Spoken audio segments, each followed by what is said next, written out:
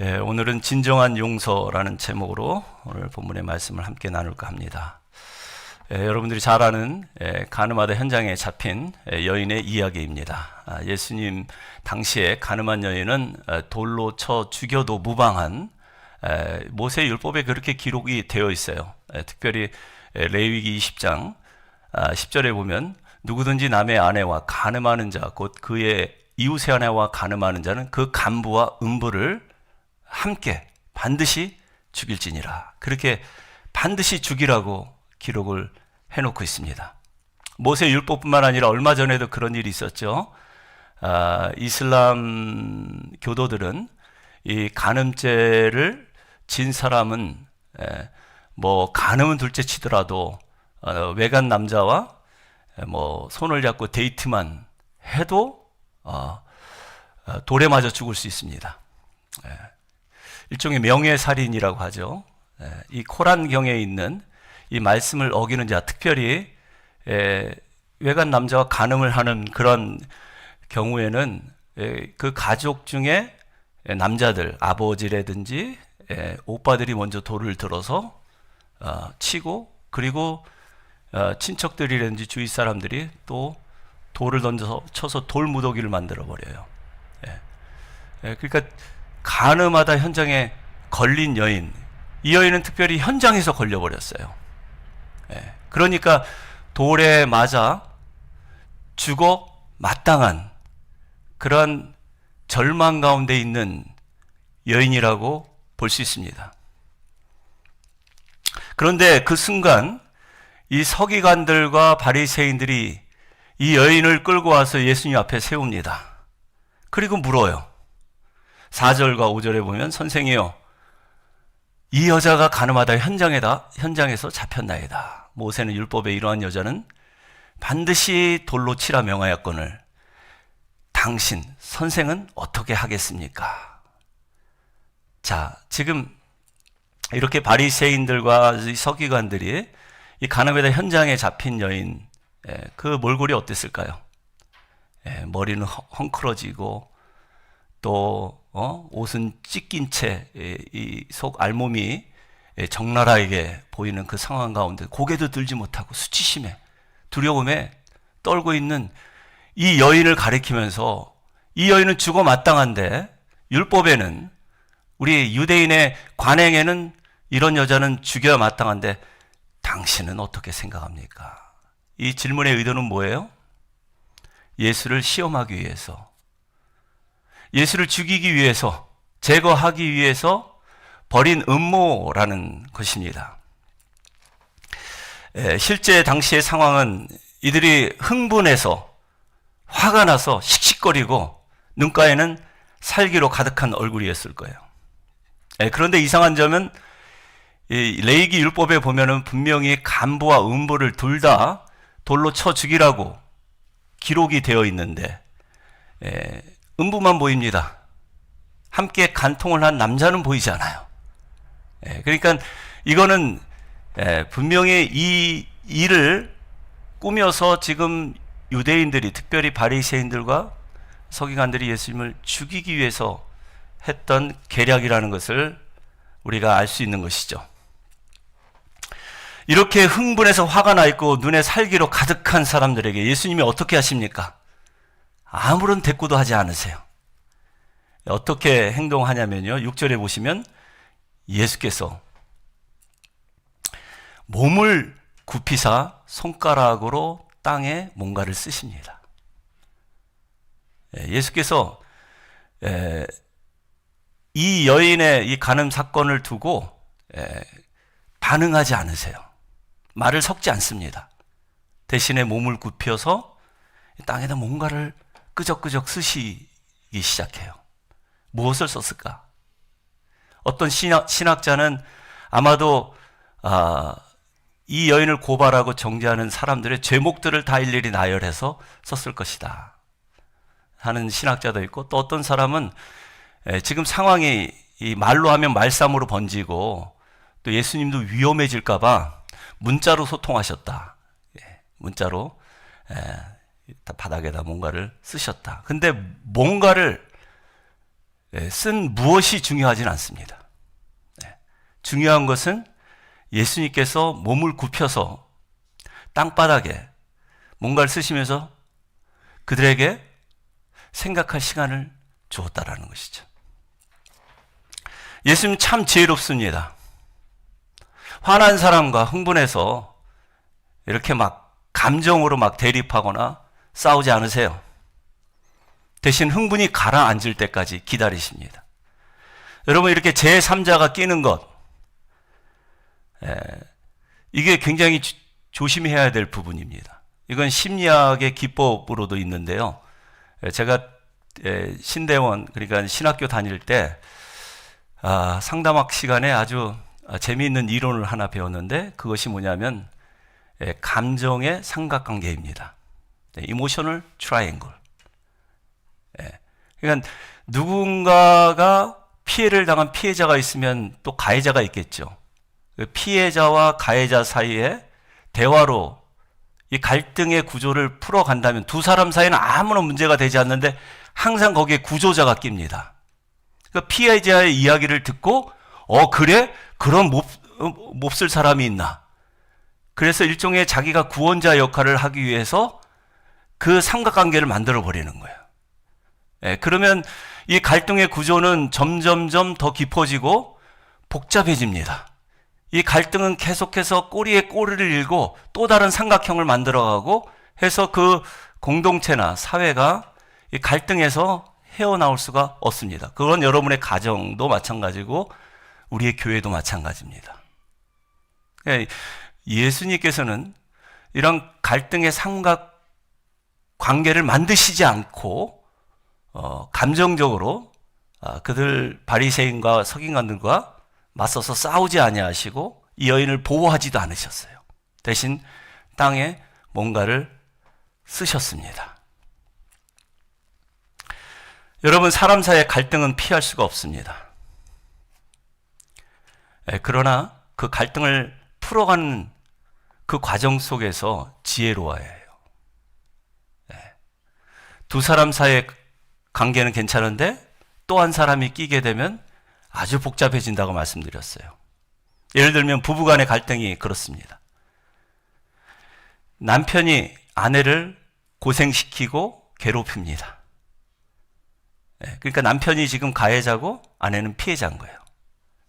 그런데 이렇게 고생하면서 괴롭힘을 당하면서 눈가에 눈물이 마르는 날이 없는 엄마를 보면서 자라는 자식은 어떻게 반응할까요? 대부분의 경우 자식은 엄마 편을 듭니다. 피해자 편을 들어요. 엄마가 불쌍해 보이는 거예요. 그래서 내가 커서 어른이 되면 반드시 보복할 거야. 보복 심리를 가지고 아버지를 대하게 돼요. 그러면 여러분, 그 가정이 행복한 가정이 될 수 있을까요? 일단 이렇게 삼각관계가 딱 가해자, 피해자, 구조자의 이 갈등 구조가 형성이 되면은 그 가정에 평화가 없습니다. 그런데 이러한 이 감정의 삼각관계가 어디에나 존재한다라는 거예요. 요즘 K 드라마가 인기 있는 이유도 알고 보면은 이 갈등의 삼각관계, 감정의 삼각고리를 계속 만들어 가기 때문에, 갈등이 계속해서 꼬리를 이어가기 때문에 재밌는 거예요, 보는 사람 입장에서는. 그게 비록 해피엔딩이 아니라 새드엔딩, 정말 막장 드라마로 이어진다 할지라도 보는 사람 입장에서는 흥미진진하기 때문에 전 세계 K-드라마가 선풍적인 인기를 얻고 있는 게 아닌가 하는 생각을 해봅니다. 여러분, 중요한 것은 우리 인간은 누구나 다 연약하고 무능한 존재이기 때문에 아무도 그 구조자의 역할을 할 수 없다는 것입니다. 이것을 인정해야 돼요. 비록 우리 어머니가 불쌍하고 피해를 당하는 우리 아무개 집사님이 불쌍해 보여도 그 편을 들면 안 된다라는 거예요. 우리는 구조자의 역할을 할 수 없어요. 그 구조자의 역할을 할 수 있는 분은 누구예요? 전능하신 하나님. 우리가 믿는 예수님, 한 분 밖에는 아무도 구원자의 역할을 할 수가 없는데 우리가 그 자리에서 구원자의 역할을 하려고 하니까 문제가 생기는 거예요. 문제가 더 크게 심화되는 것입니다. 그러니까 우리가 자식 앞에서 신세 타령하거나 하소연하면 안 됩니다. 내가 네 아빠 때문에 못 살아. 내가 네 엄마 때문에 못 살아. 혹은 아니면 난 니들 때문에 산다. 내가 이렇게 괴롭힘을 당하고 내 인생이 고통스러워도 난 너만 보고 살아. 이렇게 값싼 동정을 유발시키는 이런 발언은 가정 내에서는 삼가해야 된다는 거예요. 정말 평화를 원한다면, 가족의 화목을 원한다면. 예수님은 이 삼각관계를 만들지 않았어요. 오히려 아무 대꾸도 아니하시고 땅에 뭔가를 쓰시면서 이 삼각관계를 지금 깨고 계시는 거예요. 여러분도 한번 시도해 보시기 바랍니다. 누군가가 여러분들에게 싸우자고 덤빌 때 혹은 구조해 달라고 동정을 구할 때 그때 나의 역할이 무엇인가? 여러분 아무 말씀도 하지 마시고 땅에 뭔가를 쓰세요. 땅바닥에 뭔가를 쓰세요. 10초 동안만. 뭘 쓰든 상관없습니다. 땅에 뭔가를 쓰면서 생각할 시간을 주라는 거예요. 그럼 대부분의 화난 사람은요, 10초 정도 시간이 지나면 화가 수그러들고 누그러들기 마련입니다. 그리고 이성을 되찾기 시작해요. 사람들이 흥분이 가라앉고 나니까 물어봅니다. 그럼 이 가늠한 여자를 어떻게 했으면 좋겠습니까? 그때 예수님이 하신 말씀이 뭐예요? 너희 중에 죄 없는 자가 먼저 돌로 치라. 이 유명한 말씀을 땅에 뭔가를 쓰고 난 다음에 말씀하신 거예요. 저는 오늘 이 본문 이야기를 듣고 있는 저와 여러분들이 이 말씀, 주님께서 하신 말씀, 너희 중에 죄 없는 자가 먼저 돌로 치라. 이 말씀을 마음에 새기고 살 수 있기를 축원하여 드립니다. 이게 진정한 용서를 우리가 할 수 있는 비결이고, 그리고 용서를 받을 수 있는 비결입니다. 그리고 나서 또 아주 지혜로운 행동을 또 하세요. 그 행동은 무엇입니까? 8절에 보면 다시 몸을 굽혀 손가락으로 땅에 쓰시니. 너희 중에 죄 없는 자가 먼저 돌로 치라. 이 말씀 한마디 하시고 난 다음에 다시 엎드려서 몸을 굽으려서 땅에 뭔가를 쓰기 시작했다. 그렇게 기록하고 있습니다. 다시 한번 생각할 수 있는 기회를 또 주시는 거예요. 정말 이 여인을 돌로 쳐 죽이는 것이 하나님의 뜻인지, 율법엔 그렇게 명예하고 있죠. 정말 하나님께서 사람을 죽이기 위해서 율법을 만드셨는지 한 번 더 생각해 보라는 거예요. 그랬더니 9절에 사람들이 어떻게 반응합니까? 그들이 이 말씀을 듣고 양심의 가책을 느껴 어른으로 시작하여 젊은이들까지 하나씩 나가고 오직 예수와 그 가운데 섰는 여자만 남았더라. 저는 오늘 본문에 예수님이 우리의 구세주, 우리의 구원자이심이 참 위로가 됩니다. 참 감사해요. 여러분, 만약에 바리새인들과 서기관들이 품어내는 그 화를 참지 못하고 도끼를 참지 못하고 대응해서 싸웠다면 이 여인은 어떻게 됐을까요? 이 여인은 분명히 벌써 돌무더기에, 그 돌무더기 속에 덮였을 것입니다. 벌써 죽고 없어졌을 거예요. 여러분, 누구를 위해서 지금 예수님께서 참고 기다리고 있는 것입니까? 가늠하다 현장에 잡혀서 죽을 수밖에 없는, 율법은 이러한 여자를 반드시 죽여야 된다고 하는 절망 가운데 있는 이 여인을 살리기 위해서 지금 이 감정의 삼각관계를 만들지 않고 그 삼각고리를 깨버리는 거예요. 대신 땅에 뭔가를 쓰시면서 그들로 하여금 다시 생각할 수 있도록, 정말 이것이 하나님의 뜻인지 다시 생각할 수 있는 기회를 주신 것이죠. 그래서 양심에 다 찔림을 받고 가책을 느껴서 젊은이들 뿐만 아니라 나이 든 사람들 같이 하나씩 돌을 다 내려놓고 그리고 그 자리에서 떠났다라는 거예요. 사랑하는 여러분, 우리 예수님은 오늘도 저와 여러분을 참고 기다리시면서 죽어 마땅한 우리를 살리고 계심을 믿으시기 바랍니다. 언제까지 참고 기다리세요? 모든 사람들이 다 떠날 때까지. 이런 사람은 죽여야 된다고 씩씩거리면서 돌을 두고 내리치려고 했던 그 모든 사람들이 주변에서 다 떠나고 이제 이 여인 한 사람만 남을 때까지 그 자리에서 꼼짝도 하지 않고 땅에 계속 뭔가를 쓰고 계세요. 그리고 다 떠나고 단둘이 있을 때 예수님이 또 묻습니다. 이 여인에게. 예수께서 일어나사 여자 외에 아무도 없는 것을 보시고 이르시되, 여자여, 너를 고발하던 그들이 어디 있느냐? 너를 정죄한 자들이 있느냐? 묻습니다. 그랬더니 없습니다, 주님. 없습니다. 그래, 나도 너의 죄를 묻지 않겠다. 나도 너를 정죄하지 않겠으니 가라. 가서 앞으로는 다시는 죄를 범치 말라. 이렇게 말씀하세요. 여러분, 이것이 진정한 용서가 무엇인지 우리에게 주시는 메시지라고 저는 생각합니다.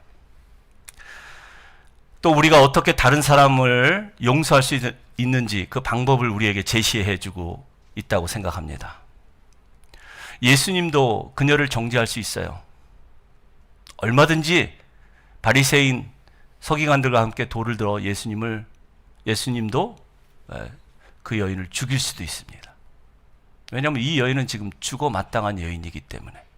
그런데 그렇게 하지 않으셨어요. 지금 이 상황에서 가해자는 이 간음하다 걸린 여인입니다. 유대 사회에 큰 악을 행하고 율법을 깨트린 여인이에요. 그리고 피해자는 바리새인과 서기관일 수 있어요. 율법을 준수하고 율법에 기록된 대로 지켜 행하려고 겉으로 보기에는 애쓰는 사람들에게 피해자일 수 있죠. 이 피해자가 지금 예수님께 구조를 요청하는 것입니다. 속으로는 예수님을 잡아 죽이기 위해서, 음모를 꾸미기 위해서 한 것이지만 겉으로 보기엔 그렇다라는 거예요. 그런데 예수님은 거기에 말려들지 않으세요. 예수님이시지만, 심판자이시지만 그 심판자의 자리에서 내려오십니다. 나도 너를 정죄하지 않겠다고 분명하게 말씀하십니다.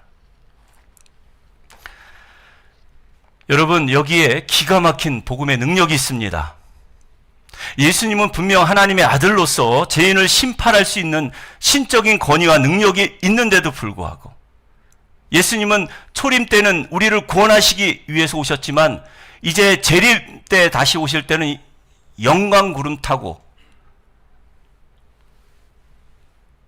죄인과 또 의인을 구별하기 위해서 악인과 선인을 마치 알곡과 가라지를 구별하는 것처럼 분명히 심판자이신 예수님은 그날 우리를 심판하실 거예요. 그러나 오늘 본문에서는 그 심판자의 자리에서 내려오십니다. 그리고 나도 너를 정죄하지 않겠다. 끝까지 그 여인을 지켜주세요. 그 자리에서 떠나지 않습니다. 그 상황을 피하지도 않아요. 땅에 뭔가를 쓰시면서 마지막까지 그 여인과 함께 하시는 주님. 여러분, 이 주님을 여러분의 구원자로, 인생의 주인으로 모시고 살 수 있기를 축원하여 드립니다. 그렇습니다. 예수님은 저와 여러분을 살리기 위해서 지금 심판의 자리에서 내려오신 거예요. 그래서 죽어 마땅한 자리, 절망의 자리까지 찾아오신 것입니다. 여러분, 진정한 용서는 어떻게 하는 것입니까? 우리는 누구를 용서할 수 있는 사람이 아니에요. 우리도 다 죄인입니다. 어떻게 죄인이 죄인을 용서할 수 있겠습니까? 여러분, 우리도 따지고 보면 가늠한 사람들이에요. 예수님은 여인을 보고 마음의 음욕만 품어도 이미 간음했다고 말씀하셨는데, 여러분 이 세상 남자들 중에 마음의 여인을 보고 음욕을 품지 않은 사람이 누가 있겠어요? 그러니까 이 세상에 의인은 없나니 하나도 없다라고 성경이 선언한 이유는 뭐냐면 우리가 그런 사람들이라는 거예요. 죽어 마땅한 사람들이라는 거예요. 여러분, 대상이 이성이 아니라도 우리는 세상의 우상들과 영적인 간음에 빠져 있을 수도 있어요. 하나님을 사랑한다 하면서 하나님보다 더 사랑하는 우상 하나라도 마음에 아로새기고 있다면 그 우상이 하나님보다 더 가치 있고 더 소중하고, 그래서 그 우상만을 바라고 섬기며 절하고 있다면 그것이 사람이든 이 세상의 물질과 명예든 이 사람도 영적으로 간음한 사람이에요. 돌에 맞아 죽어 마땅한 사람입니다.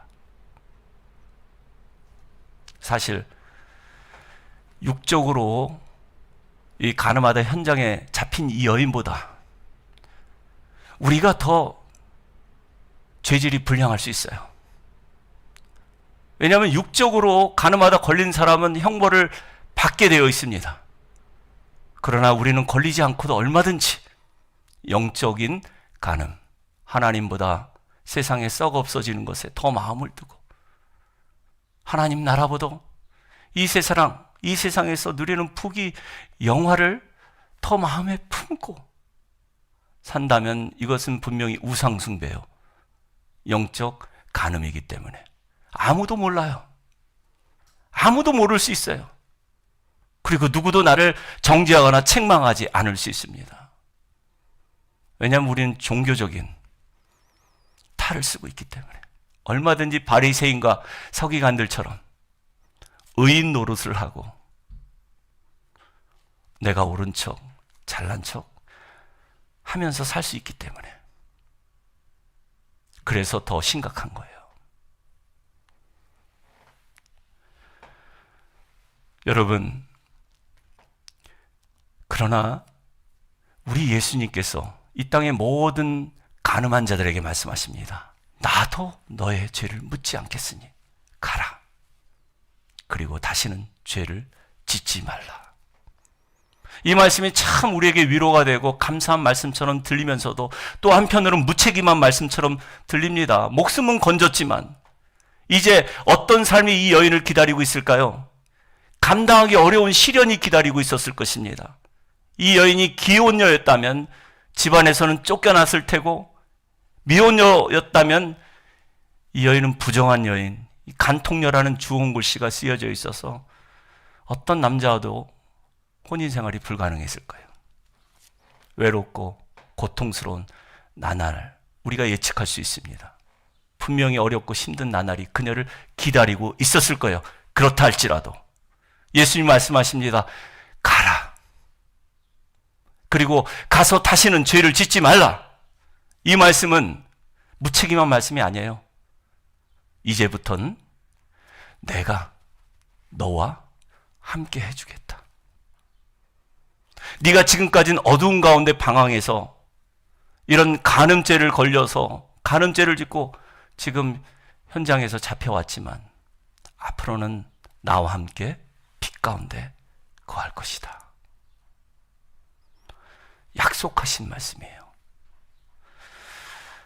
예수님은 이 여인에게 용서만 하고 이 여인을 그냥 돌려보내지 않았습니다. 여러분, 구원의 적극적인 은총은 그리스도와의 새 출발인 것입니다. 소극적인 구원의 은총은 뭐예요? 죄사함이에요. 죄 용서받고 끝나는 것이 아니라 주님께서 우리에게 베풀어 주신 더욱더 적극적인 은총은 이제부터는 내가 너와 함께 하겠다라는 거예요. 그러니 걱정하지 말라는 거예요. 사랑하는 여러분, 죄 용서받았다면 예수 그리스도의 십자가로 여러분의 모든 죄와 허물이 이제 다 사함을 받았다면 거기에 만족하지 마십시오. 십자가를 통과하셨다면 부활의 주님을 바라볼 수 있기를 바랍니다. 부활의 소망을 가지고 이제 남은 여생 빛 가운데 살리라. 그렇게 믿음으로 결단할 수 있기를 바랍니다. 그래서 오늘 요한복음 8장 12절 마지막 절에 보면 이렇게 기록이 되어 있어요. 같이 한번 읽어볼까요? 예수께서 또 말씀하여 이르시되 나는 세상의 빛이니 나를 따르는 자는 어둠에 다니지 아니하고 생명의 빛을 얻으리라. 지금까지는 어둠 속에 방황했던, 어둠 속에서 간음을 하다가 현장에서 걸렸던 이 여인이 이제부터는 생명의 빛을 얻었다. 그렇게 말씀하고 있어요. 빛 가운데 그리스도와 함께 새로운 삶을 출발했다라는 것입니다. 예수님과 늘 동행하는 삶이 시작되었다라는 거예요. 이제부터는 예수님만 믿고 예수님만 바라보고 예수님만 따라가면 되는 것입니다. 다시는 어둠 속에서 방황할 일이 없습니다. 문제는 우리가 그 빛을 바라보지 않고 등지는 거예요. 자꾸 어두웠던 시절에 행했던 모든 시절들을 추억하고 다시 애굽으로 돌아가려고 하는 그런 죄된 본성이 우리 안에 남아있기 때문에 그게 문제라는 거예요. 여러분, 빛이신 주님께 시선을 떼지 마시기 바랍니다. 주님만 바라보시길 바랍니다. 날마다 믿음의 주에 온전케 하신 이인 예수를 바라볼 수 있기를 축원하여 드립니다. 그 예수를 바라보고 늘 빛 가운데 거하는 삶이 인생의 최고의 가치요 최고의 기쁨임을 마음에 새겨 놓고 사시기를 바랍니다. 유명한 화가 렘브란트가 그린 작품이 있습니다. 이게 바로 오늘 본문에 소개된 여인, 간음한 여인을 그린 거예요. 그런데 보십시오. 한 중간에 예수님이 있고 그리고 간음한 여인을 둘러싸고 있는 빛을 보십시오. 어두움에서 음행을 했던 이 여인이 예수님을 만나니까 예수님부터 죄 용서받고 이제 그리스도 예수 안에서 새로운 출발을 하니까 빛이 온통 그녀를 감싸고 있는 모습입니다. 그리고 이 빛은 거기서 그치지 않고 주변 사람들까지 환하게 비춰주고 있어요. 여러분, 저와 여러분은 그리스도의 자녀로, 그리스도의 제자로 부르심을 받았습니다. 하나님의 자녀로, 또한 빛의 자녀로 하나님께서 우리를 불러주셨어요. 이제 우리가 주님과 함께 갈 수만 있다면 우리의 삶에 그 모든 주변이 환하게 비춰질 줄로 믿습니다. 어둠에서 방황하는 영혼들이 그 빛을 발견하고 다 빛 대신 예수 그리스도 앞으로 나와 함께 빛된 삶을 사는 그런 날이 오게 될 줄로 믿습니다. 이게 진정한 용서의 능력이라는 거예요. 퀸스에 가면 라가디아 공항이 있습니다. 약 100여 년 전 뉴욕의 시장이었던 피올레로 라가디아, 이분이 전직 판사였다고 하죠. 근데 즉결 심판을 맡은 판사였는데 하루에도 많은 사람들이 즉결 심판을 받기 위해서 법정에 나오는데 한 번은 1935년 미국의 대공황이 한창일 때 추운 겨울에 한 할머니가 빵 한 덩이 훔쳤다라는 제목 때문에 이 절도죄로 끌려왔어요. 그리고 재판을 받게 되는데 사연을 들어보니까 이제 할머니의 하나밖에 없는 딸은 아파서 몸져 누워있고 사위는 도망갔고 어린 두 손녀가 너무 배고파하는 것을 보고 할머니가 빵집에서 빵을 훔치다가 걸린 거예요. 그래서 이 절도죄의 제목으로 라가디아 판사가 벌금형 10불을 선고합니다. 그리고 이 벌금을 낼 돈이 없으면 10일간의 구류, 옥살이를 내리면서 이렇게 선고문을 읽었다고 합니다. 그런데 이 노인의 범죄는 나도 상당한 책임이 있습니다. 이렇게 불쌍한 노인이 배고파 거리를 방황하는 동안 나는 너무나 잘 먹고 살았습니다. 그래서 이 벌금 10불은 제가 내도록 하겠습니다. 자신에게 판결을 내려요. 라가디아 벌금 10불. 그 당시 10불은 큰 돈이죠. 그리고 자신의 중절 모자를 벗어서 10불을 넣어서 법정 서기에게 전달을 하면서 말을 계속 이어갔다고 해요. 그러나 동시에 여기 앉아 계신 방청객들도 무죄하다 볼 수 없습니다. 여러분도 책임이 있습니다. 그래서 여러분들에게도 벌금 50센트를 선고하는 바입니다. 내가 낸 이 벌금 10불은 이 벌금형을 면제해 줄 수 있지만 여러분이 낸 벌금 50센트는 이분의 새로운 삶을 격려하게 될 것입니다. 그래서 모은 돈이 당시에 47불 50전이라고 합니다. 할머니는 이 판사에게 경의를 표시하고 그 다음부터는 다시는 아무리 배가 고파도 남의 것에 손을 대거나 훔치는 그런 일을 하지 않았다고 합니다. 여러분, 이게 진정한 용서 아닙니까? 감옥에 보낼 수도 있어요. 그러나 라가디아 판사는 그렇게 하지 않았어요. 죄를 사함과 동시에, 자신이 지불함과 동시에, 그리고 새로운 출발로 그녀를 격려하고 응원해 줬습니다. 우리 주님이 우리에게 똑같이 하고 계세요. 우리의 죄를 사해 주실 뿐만 아니라 이제부터는 내가 너와 함께 하겠다. 샬롬. 그 주님의 음성을 듣고 돌아가는 귀한 시간 되시길 바랍니다. 우리는 모두 주님으로부터 제사함 받은 사람들입니다. 제사함 받았을 뿐만 아니라 그리스도 예수 안에서 새로운 피조물로서 새로운 삶을 시작한 사람들입니다. 그래서 우리 안에는 기쁨과 감사만 있을 뿐입니다.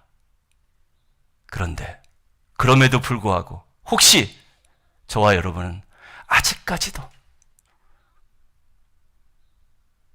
남의 죄 때문에, 허물 때문에 내가 알고 있는 얄팍한 율법의 잣대로 그를 판단하거나 정죄하고 있지는 않습니까? 오늘 주님의 음성을 들을 수 있기를 바랍니다. 누구든지 죄 없는 자가 돌로 그녀를 내리쳐라. 우리는 누구를 심판할 수 있는 자격이 못 되는 사람들이에요.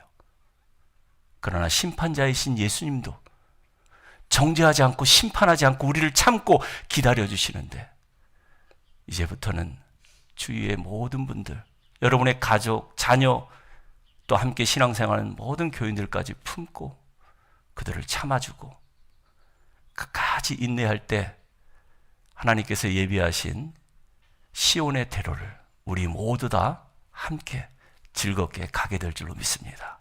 그런 저와 여러분, 우리 사랑하는 성도님들 다 되시기를 주님의 이름으로 축원하여 드립니다.